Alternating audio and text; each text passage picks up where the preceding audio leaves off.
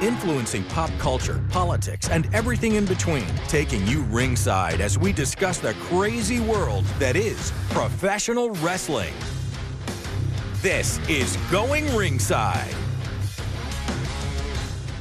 Hello there. Thank you for joining us. Welcome back to Going Ringside. I'm your host, Scott Johnson. As always, if you're watching our YouTube channel right now, or if you're not, go to youtube.com/@goingringside. Please click the subscribe button. We need your support to keep building the channel and building this platform to become what we know it can be, the world's leader, maybe the best talk show on the planet. That's our goal in the end. But we got a great guest this week. Look, Tazz is here. The guy that I'm marking out for him, like I can't believe I'm sitting down and doing an interview with Tazz because AEW is coming to our neck of the woods. We're in Jacksonville, as you know, and AEW is homecoming October 7th and 8th. Dynamite on Tuesday night at Daly's Place, Wednesday night Collision. So it's a big event. So let's get to it. Here's the man himself in the broadcast booth for AEW. Here's Tazz. Well, we're excited to be joined on the show today by the legend himself. Tazz is here. Tazz, thanks for joining us today. I appreciate it very much, Scott. Thanks for having me. Well, you guys have a lot going on, and I want to start with the big show, the homecoming in Jacksonville, October 7th and 8th. This is a big show for you guys. Title Tuesday, Dynamite on Tuesday, we will record, and then, of course, Collision on Wednesday. A big show for people down here. Absolutely, and I'm sure you know this, Scott, and a lot of people watching this probably know that AEW, Jacksonville is our home. I mean, it's that simple. I mean, and for those of us that are not from Jacksonville or the state of Florida that work for AEW, no matter if you're a wrestler or an announcer or a production person or a referee, it is looked at behind the scenes as our home. I promise you that. So yes, we're very excited to come back to Duval County and get going. I do want to ask a little about that, the home, because many of our viewers, if they're newer AEW followers, maybe haven't been watching it for years. During the pandemic, this literally was home every single week. Like, you kind of were forced to, it was Daly's Place every week on TNT. Well, that's a great point, Scott, and it's the truth. I mean, we were, most people during the pandemic, as you know, were not flying on airplanes, and most of us that don't live in Florida working for AEW, we were on planes. We were coming down there and being safe and smart about it. And Daly's Place was our home. I mean, we were just running shows there constantly that were airing on worldwide TV, and it just became just our town, and obviously, even with the Khan family owning the Jaguars and all that, that's a huge deal, obviously, but from a wrestling end of it, from an AEW end of it, I mean, it really is home. And I think, to your point, like during the pandemic, that really brought a lot of us a lot closer because we were kind of all, and I mean this nicely, we were all kind of trapped right there in Jacksonville, you know what I mean? Like at Daly's Place. But it was a great bonding time for those rough times of the pandemic. I want to talk to you about some things more personal on your end. And let's start with, you guys were recently in Philadelphia at the legendary, I think it's 2300 Arena. Is that right? Something that you have a great history with. Absolutely. Well, I do.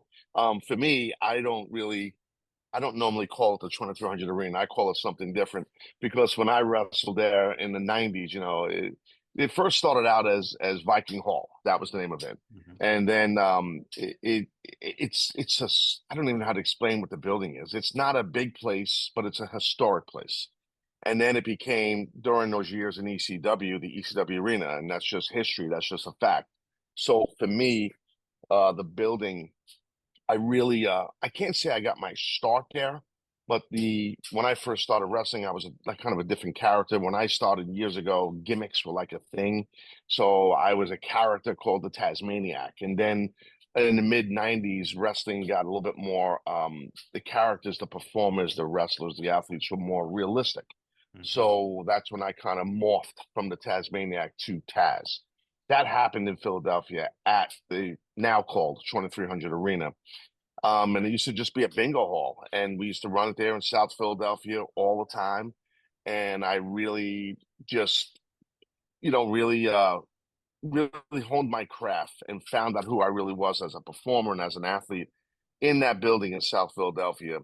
So it's become in our industry, in the pro wrestling business, a historic venue, even though it's not gigantic like Madison Square Garden or something like that, or it's still like, just not to bore you with this, but like in Japan, there's a building called Korakuen Hall in Tokyo. It's a small building, and like for pro wrestling fans, or I think some MMA's been done there too, maybe some boxing. But Korakuen Hall is a small venue that's just historic. I've had the opportunity to wrestle there many times also in Tokyo at that building. ECW Arena, or what we call now 2300 Arena, is, in my feelings, in the way I feel about it, like kind of the same thing, I do want to ask another personal question. Hook is back. Your son is back in the company. Your thoughts on his return? Yeah, I thought it went great. I mean, I'm happy he's back and he's healthy, strong as an ox, young and full of you know what and you know what, right? So he's yeah, and as far as Jacksonville for Hook, he got his start there. Again, you mentioned the pandemic, that's kind of where I had a faction at that time in AEW called Team Tazz, which was Brian Cage, Ricky Starks, Powerhouse Hobbs, and Hook. And Hook didn't even have his first match yet. And all of that stuff took place in Jacksonville. So Hook really learned the business. And behind the scenes, what a lot of people don't know, in Jacksonville with Hook, during those times, before he was wrestling, he was on ring crew. He was helping with merchandise. He was doing what do you call it? The SIM cards for the photographers, running them back and forth. Really? He was learning. Yeah, he was learning the business behind the scenes, and even a little history. Even once fans started coming into Daly's place as the pandemic loosened up a teeny bit, and we were still running in Jacksonville, everybody was wearing masks and everything. So Hook was one of the people that was doing the temperature checks with a mask on. Really? Yeah, before he had his first match, That's literally paying your dues. I'm telling you, well, to Tony Khan's credit, the president of AEW, he wanted him to really learn everything about AEW behind the scenes before he got in the ring, and he did. So so I can obviously get long-winded about my son. I'm very proud of him. So, my wife and I both are. So I'm just happy he's back and he's doing good, and I expect big things to go down with him over the next year or so. I got to ask about a thing revolving around commentary, which of course you're part of. Bryan Danielson, talk of him coming to the AEW commentary booth. Your thoughts on that? I think it's cool. I mean, I like Bryan. I respect Bryan. I get along great with him. He's got great insight. Some people say, well, wait a minute. Well, Tazz is an analyst, so now we have another analyst in Bryan Danielson. That's true, and it's okay to have two analysts. I mean, it happens in mainstream sports all the time. I'm a big Mets fan, New York Mets fan. So, the announce booth for the Mets is a three-man booth forever. A guy named Gary Cohen is the play-by-play guy, and Ron Darling and Keith Hernandez, two former great players, are both the analysts. It's okay to have two analysts because we have different perspectives on what you're seeing, the physicality go down in the ring. So I'm happy that Danielson's part of the announce team with us, with Excalibur and myself, and I think it's cool. And so we just got to build some chemistry together. You understand this in broadcasting, it takes some time to get a little, as a unit, especially if a three-person booth can get a little tougher. So we just need a little time to kind of get our sea legs as a unit under us a little bit, and we will. It'll take a couple of weeks. Your thoughts on the Max deal? For so long, forever, wrestling has been a television product. You guys were TNT and TBS, and that's where you were. Max has just opened up a whole new world to you. Is the Max deal been exciting for AEW? Because I'm a streaming guy. I don't even really watch regular television, but when I'm on Max, I'm seeing AEW everywhere. Well, it's awesome with the promotion that Max is giving us, obviously. But I'm sorry if you hear some noise. I have some work being done here at my house, so there's. That's I don't know fine. if you hear that, but I apologize. But anyway, the thing is, with the Max situation, it's awesome. Like you, I don't, unless I'm watching like the NFL or Major League Baseball, I'm not really watching regular TV. And as you know, a lot of people today watch programming different than they did years ago. Hence the streaming. I think that's where Max is awesome for AEW. And yes, people behind the scenes, once that was announced, are pumped. They're really pumped up about it because it just brings in new viewers, fresh eyes, new fans that maybe have never seen pro wrestling or seen AEW, so it's cool. And I think that opens up our reach. So yeah, kudos to Max and AEW getting it done. I want to get your thoughts on some of the top stars going right now, and we're going to start with the woman who's getting all the headlines, and we're talking about Mercedes Moné. Your thoughts on Mercedes right now? She's great. I mean, I have a lot of respect for her in-ring abilities, her talents on the microphone, and her persona. You know, I'm very impressed with her. You know, even before she came to AEW, it was tough not to be impressed with her. She's not a huge athlete, you know. She's on more of the smaller end, and but she's tough as hell. She's talented. She's got a lot of experience, and I think she's doing great. I mean, I think we need to get like I got to talk to Tony Khan to get her like her own tractor trailer to fit all those belts in. She's got like what, like 9 belts now. Yeah. A guy who I really has seen transition just grow so much in the last few years, Hangman Page. Hangman's the man. I mean, he's an AEW original. He's a day one guy. You know, I never met him before until I came to AEW. I'm not a day one guy. I'm more like a day two guy. I kind of came in. I don't remember, maybe 6 months once the company started, but Hangman, excuse me, Hangman was already here in AEW, and I just rapidly. I knew his work that he did in Japan before AEW was even a thing. So I was a fan of his in-ring abilities and his persona, but getting to know him over the past several years, you know, here in AEW, and again during the pandemic in Jacksonville, that's where we all started to connect. He's not just a tremendous pro wrestler and world champion, and you know, he's just a great dude and a hard worker, real good family man, and he's good people. A woman who we've had on the show, Tony Storm, unlike anyone else on television. No, I don't think there'll ever be another Tony Storm in any realm of television, my friend. Not just pro wrestling.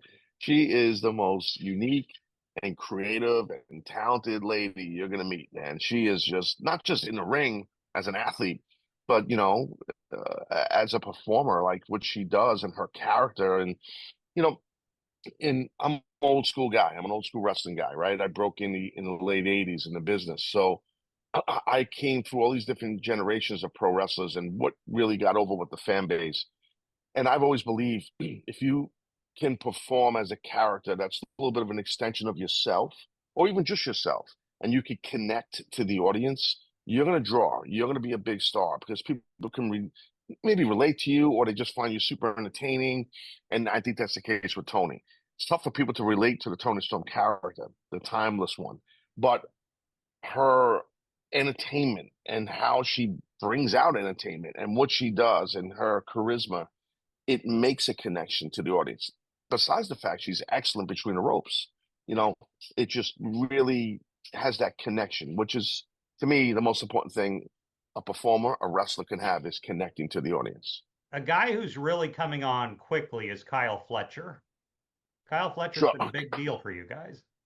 He is. He's doing great. Kyle's a great guy, young guy, um, young guy with a lot of experience. So we have a few young guys that have a lot of experience because they started very young, you know. So like Kyle Fletcher is 26 years old, so he's a young guy. But I don't remember how old he was when he broke into business, but I want to say like 18 years oldish. I'm not looking it up right now, but I know he started young. Where like Hook is the same age as Fletcher, but you know, Hook doesn't have the amount of experience that Fletcher has. They had different paths as young athletes, where Fletcher got right into pro wrestling and training, and then went to Japan at a very young age and honed his craft. Fletcher did, where Hook, for example, he was just mentioned because they're the same age, was in college playing sports, and you know took a different path before he got to the business. So Fletcher, besides being young, he has a lot of experience. A young guy, and he's doing a great job. He's getting a great opportunity from the company to really get showcased, and I think he's doing awesome. And I want to wrap it up with the man on top and just get your thoughts on Tony Khan. We obviously in Jacksonville deal with the Khan family a lot, him and his dad Shad, because they own the Jaguars. Tony's got a lot on his plate. He's managing a company, he's managing media deals, he's managing just, you know, how to bring a company from nothing to this major global phenomenon. How's he handling just what seems to me, just looking on the outside in, like an impossible task? Listen, Tony just tackles things, man. Like Tony Khan, I've never seen a human, and I'm not saying it because he's my boss, Yeah. but I have never seen a human that can basically multitask like this guy does. Like, really quick story. Speaking of Jacksonville and Daly's place, this was again maybe a little bit towards the back end of the pandemic. We had a production meeting before the show at Daly's place, and we went in Tony's office, and there was a bunch of people in there, like there always is, from coaches, I mean wrestling coaches, to wrestlers, to a couple of referees, and it's right before the show, so there's a lot going on. It's kind of like the heartbeat of the company is in his office right before we put the show on. Tony had an iPad with a Fulham, the Fulham game, he has the Premier League soccer team, Fulham. He had that game on. He had a conference call going with the NFL owners, like FaceTiming, while he's doing a production meeting with us. And it was flawless. Like, he just was like, he was locked into all three divisions of his world, Fulham, the Jags, and AEW. I watched it for about 15 minutes, and I'm like, this guy's a beast. So, yeah, to answer your question in long-winded form, he's handling it with no problem. This is what he does. This guy don't sleep. This guy, like, eats when he can. He takes care of himself, but he is hustling, man. He for the success and wealth of his family and how he grew up, his work ethic is insane. And that comes from his dad, and his mom, because he's got a very close bond with his family, his parents, and you could see where that work ethic is coming from and those values are coming from, no matter if you're wealthy or not wealthy. And Tony is a workaholic. I'm telling you, dude, like, there are people that'll text him 1 o'clock, 2 o'clock in the morning, wrestlers with creative ideas or something like that, or one of the vice presidents, I'm talking about with wrestling, and he'll respond like he's working. He's just working. He's always on a plane. He's always working. That's Tony, nonstop. Well, Tazz, it has been an absolute pleasure. Thank you so much for joining us on the show today. I appreciate it very much, Scott. Have a good day, and thank you to everyone in Jacksonville for always embracing AEW. So appreciative of AEW and Tazz. They're great partners. They're literally our next-door neighbor, if you didn't know. If I walk out of our studio, I look and see AEW headquarters right across the river. So thanks for joining us for this episode. Once again, click subscribe on our YouTube channel. I'm Scott Johnson. We'll see you back here next time. This has been Going Ringside with The Local Station, brought to you every Wednesday on your favorite podcast player, on News4 Jax Plus, as well as the News4 Jax YouTube channel.